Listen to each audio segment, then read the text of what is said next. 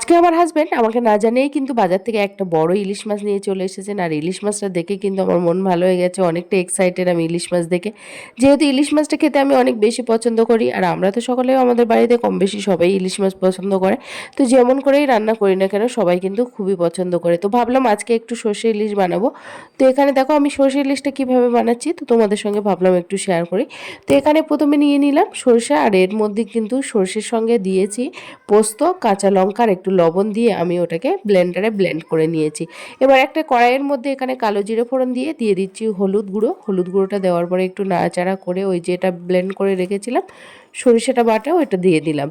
এবার কিন্তু একটু পরিমাণ মতো জল দিতে হবে, এতে অল্প একটু জল দিয়ে মশলাটাকে খুব ভালোভাবে কষিয়ে নিয়ে আমি দিয়ে দিচ্ছি পরিমাণ মতো লবণ, আবার দিয়ে দিচ্ছি এখানে একটু কাশ্মীরি লঙ্কা গুঁড়ো যাতে একটু কালারটা ভালো আসে।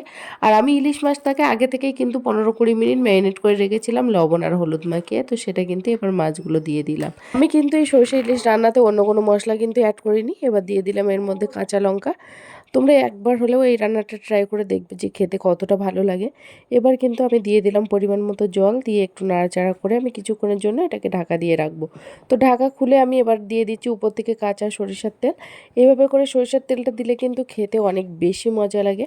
তো এই তো মোটামুটি আমার এখানে রান্না কমপ্লিট হয়ে গেছে সরষে ইলিশ। তো আজকের রেসিপিটা তোমাদের কাছে কেমন লেগেছে অবশ্যই কিন্তু কমেন্ট সেকশনে